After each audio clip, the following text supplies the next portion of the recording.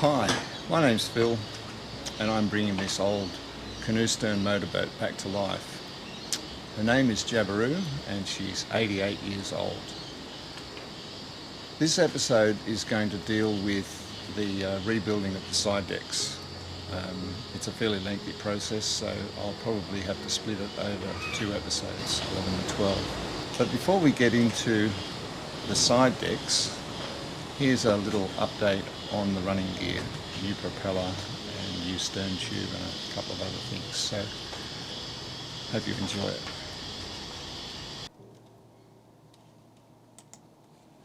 Glenn from DH Porters said the gear would be ready before Christmas, and true to his word, I got the phone call a couple of days before we stopped work for the Christmas break.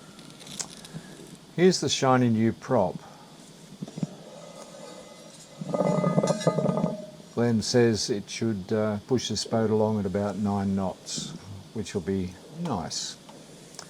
The existing fibre bearing was left as is in the stern bearing, and a new stern tube now connects the rear bearing to the stuffing box. That is the existing stuffing box. A new coupling has also been fitted to the existing shaft, which had a slight bend and had to be straightened. All this running gear is now ready to be fitted when the time comes.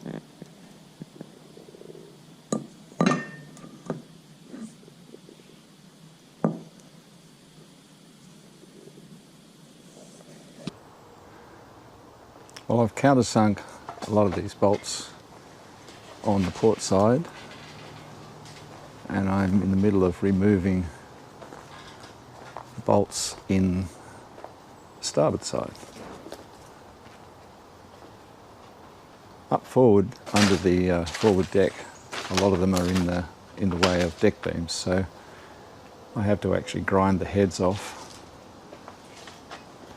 and punch them back in, which is what I'm doing here. So those ones aren't punched back in yet, but whichever ones I can, I will. I've also removed bolts from the stem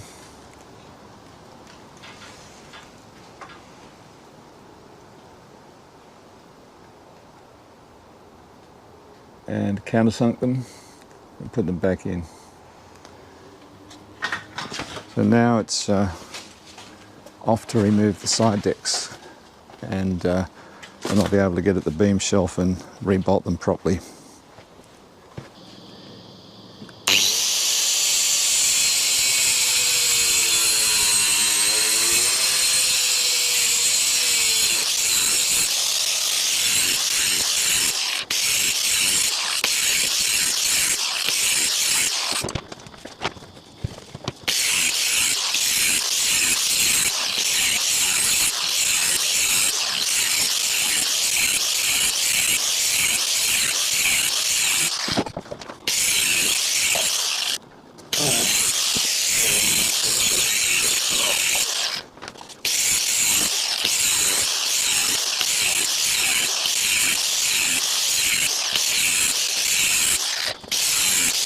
I don't know if you can see it clearly or not, but the camber of the side decks are so steep that it was almost impossible to walk along without being in danger of sliding off.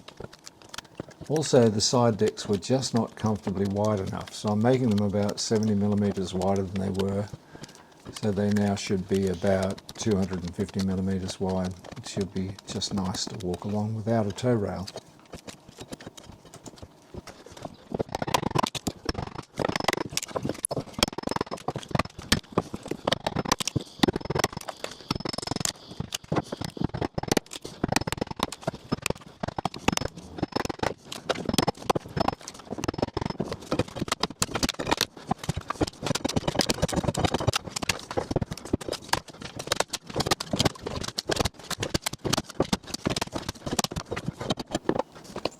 I had considered shortening the foredeck about 300 millimetres to make more space and headroom in the forward cabin around the double bunk, which will be there. However, I decided against that, just for the amount of work that it was, and I just cut off the overhang up to the main beam. That added about another 100 millimetres of cabin space going forward. Every little bit counts in a boat as small as Jabiru.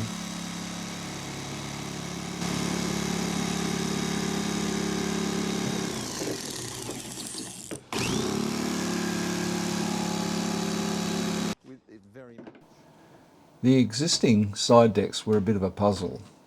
I don't want to sound like I'm complaining about how they were made, but I am mystified about why they were like this. A beam shelf was fitted near the shear line, about 20 millimetres below, where it would normally have been the depth of a deck beam below the shear so the beams could be properly fitted. Pieces of hardwood about 25 millimetres deep by 140 wide were then glued in a haphazard way to the top of this beam shelf. Both the beam shelf and the hardwood pieces were at right angles to the shape of the hull, and of course this varied as it went from aft to the forward end. This is the reason the side decks had varying and very steep camber. So then there's another piece here. Right, yes, which is just sort of sitting on that edge there. Yeah. Fair enough.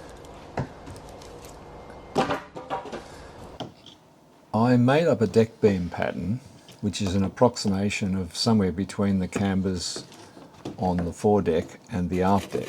The fore and aft deck cambers are a little different from each other, and neither are parts of a true circle as camber should be.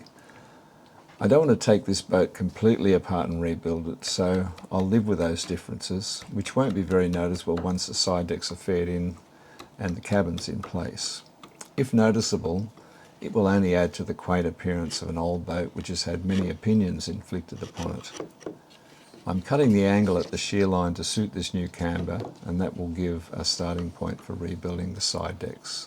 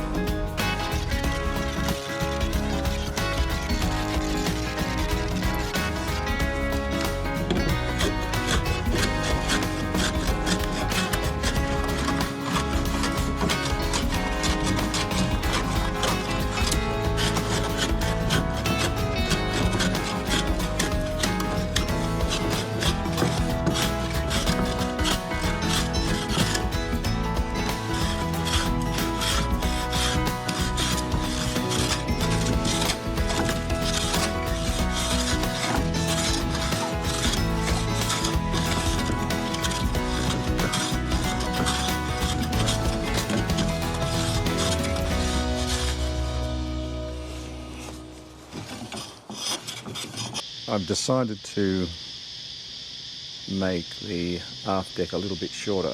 It's taking up quite a lot of boat. I can take on another 360 millimeters of cockpit space, which will be really helpful. So I'm just cutting off the rear deck, and I'm going to move this beam back under that line.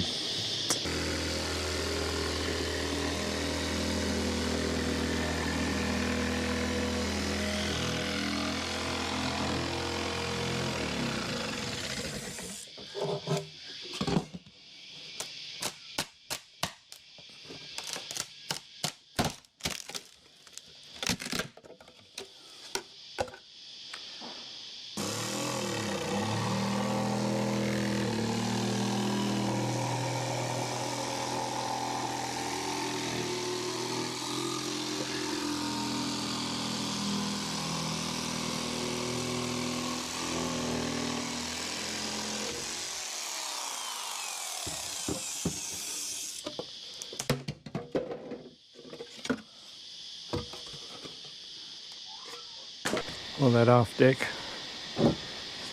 has now been cut off and the deck beam glued in place, and I'll fasten it later on. Same deck beam that was there, just cut it down and moved it back, refitted it. So just sitting on that beam shelf with a bolt through it. And the same on this side.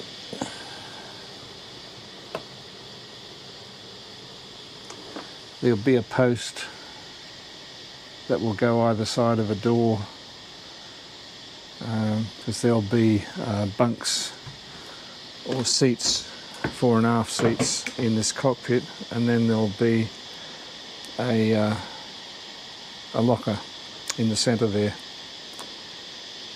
So that'll help support the deck and hold the boat together. As you saw near the start of this episode, all of the beam shelf fastening bolts were removed, countersunk and refitted. The same had to be done with the nail and rove riveted fastenings along the shear line. With the side decks out of the way, this became an easier process. You'll notice some of the riveting had to be done with a punch, as the fastenings were in some places just too close to the beam shelf.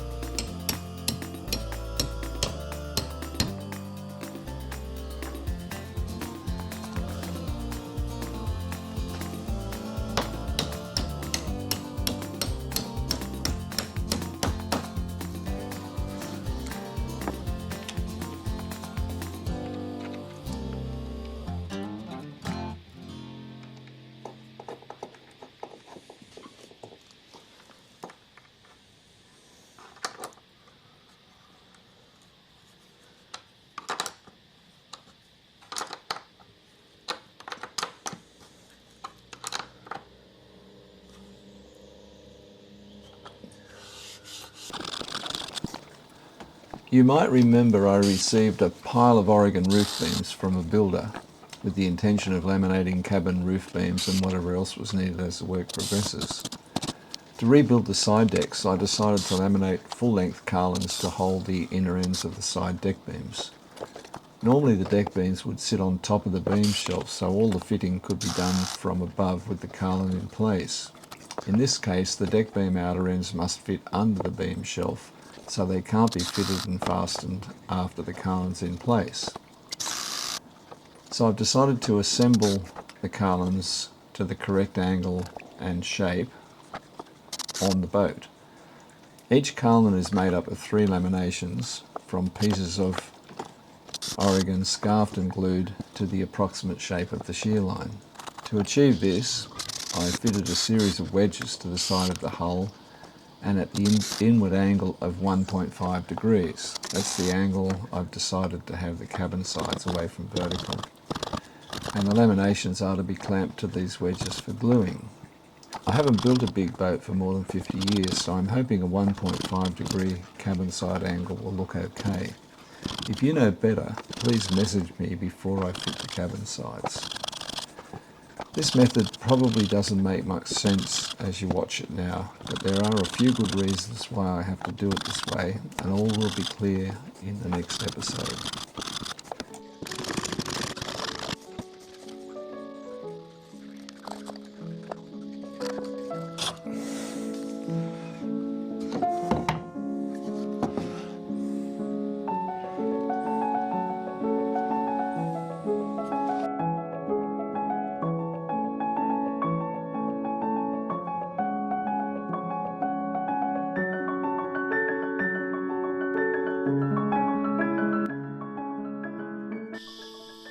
Well, that's all there is for episode 11. These side decks are taking up quite a lot of time, so I'll be spreading that process into the next episode and probably to the end of that as well before they're finished. So I've enjoyed making this episode. I hope you've enjoyed watching it, and I look forward to putting up the next one as soon as I possibly can. Thanks for watching. Bye.